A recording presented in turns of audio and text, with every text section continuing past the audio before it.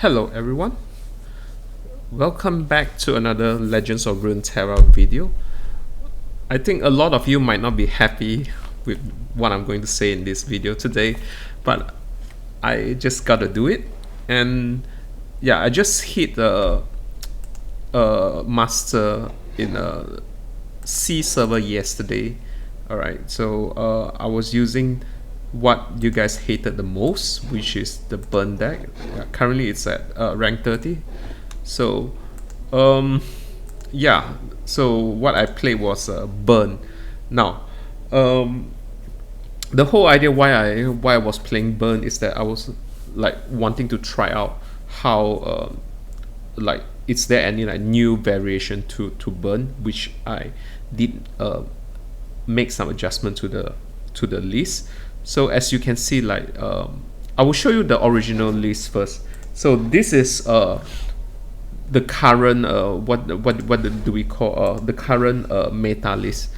Yeah, so this is the current meta list if you guys are not aware. So I think for the new players you might want to have a look at this.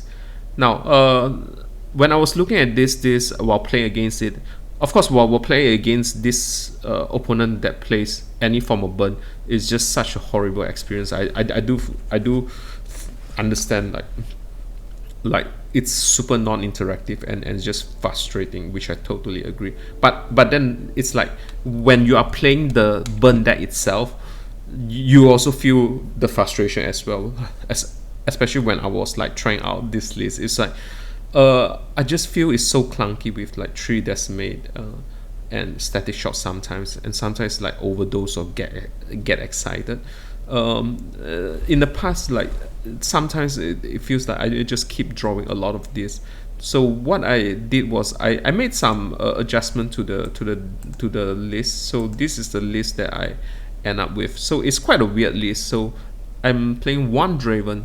So initially people were playing 3 Draven and decided that it was not good, but I went back to 1 Draven and 1 Darius. So the 3rd decimate I just put it into the Darius, and Darius in my opinion is good in the mirror matchup, because you, even if you are behind, you can swing for 10, especially like if you are starting on turn 2. So then 1 static shock, I'm not really a super big fan of static shock, so I just changed the static shock to Draven, which I really like a lot, because there were sometimes Draven gives you an extra card so that you can discard it to get excited. Yeah, so I cut down on 1 get excited, because sometimes I just like draw like 3 of those, and it's like super tilt when that happened. Then I was experimenting with 1 Legion Drummer. So far it doesn't work that well, so I will consider this as a flex slot. Initially I was playing 2 Darius, but I think like 1 is enough, because 2 you kind of draw into it really early. And get excited, then I was playing this as well. What's the card? The Progress Day. But I felt like every time when I was casting Progress Day, I felt like it would be better if it was a Darius. Like I would need to spend to cast this 1 turn, but if Darius I can just swing immediately. So which is why I settled down with Darius. So this is my list that I climbed to the C server master.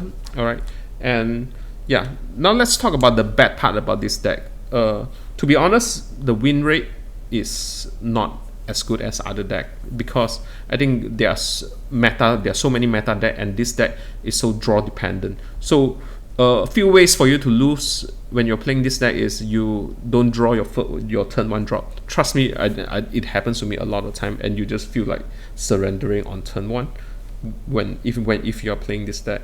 And also like sometimes you just like draw a lot of spells and without minions, or sometimes you just like happen to draw a lot of decimates. So yeah, there are a lot of ways that this deck can self-destruct. I think, to be honest, it's not like if you have a bad hand for this deck, like you're almost certain that you will lose. All right. So yeah, the bad part about this deck is the win rate is quite bad, and the second bad thing about this deck is super non-interactive. It's like you are just like gambling. It's like every turn you just hope that the opponent doesn't have an answer. Oh, if he has, then he wins. If you don't have, then you win. So it's super uninteresting. It's not really fun, even when I climb on my way to the master. So that's the bad part. Now, I would like to talk about the good part about this deck. Now, the good part about this deck is for the new players. All right, so that don't have time to play, to grind for cards, or even to buy any cards. This is like a perfect deck for them, just to have fun, just to log in every day to play, and once in a while if they want to climb up the ladder, they are still able to do it, because this deck is just so cheap. Like you try to imagine, like, when was the time that Hearthstone or Magic the Gathering doesn't require you to have a mythic card, all right, or a legendary card for you to like for you to be able to go into masters. And for like for Magic the Gathering is just crazy. Like, no tier 1 deck can be completed like less than 100 US or that. So this is like basically you get a tier 1 deck for free. So that is like a super good part for the new players to come and enjoy the game. And to give you an idea, every card game will always have their burn version. So for example, Hearthstone will have Face Hunter. Yeah, when it was Face Hunter, is like turn 1 Leaper Gnome. It almost gives the same kind of feeling. Or when it comes to Magic the Gathering, it's like Sly deck. Turn 1, what was the Goblin? Like there was like a 2/1 Goblin or something. Yeah. So this is an aggro deck. So good for new players, but bad in terms of win rate and also interaction. Now, I would like to explain a little bit about the deck building. Yeah, even deck like this have deck building stuff. Okay, so the card choices I've mentioned. Some of the really good cards are Transfusion. Transfusion always allows you to have a super big blowout if you do it right. Same as Noxious Fervor, especially in the SI matchup. Like if they're Death Grab and you're able to sack the creature to deal damage, it's such a huge blow. So like these are the two cards. If you play it well, you're able to create so much value out of this deck. All right, then card choices when you're tuning this deck. Try to understand, like, even for turn 1 drops, there are a few difference. So for example, like if turn 1 your opponent has like a 1/1 creature, then Precious Pet will be good because your opponent can't block it, and Legion Saboteur will be bad. But if turn 1, if your opponent, if you start on turn 1 and Saboteur can swing, and the next turn she can block, so it's kind of good in the mirror match as the first creature. And Legion Railguard is really good when your opponent have only like 1 damage spells removal. Yeah, so these 3 are like, what are the difference between them in terms of value? Boom Crew Rookie is always good. It's like the number 1.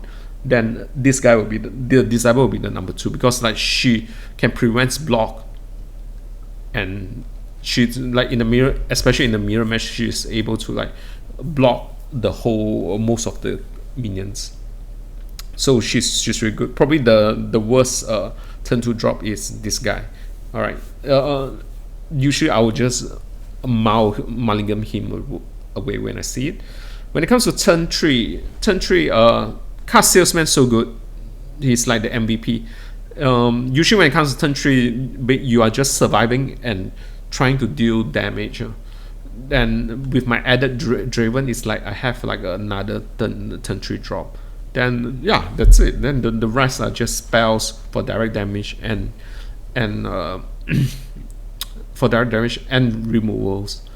In the mirror match, you always need to take note that spells sometimes they are best used as a removal rather than direct damage. So yeah, that's it. I know you guys are going to hate this video. Yeah, I don't. I'll only recommend this deck to those new players. They want to have a competitive deck, to want to climb the ladder a bit. Try out Otherwise, try to stay free from cancer. Runeterra doesn't need more burn players right now. Alright, any question, just hit me in the comments below, and thanks for watching.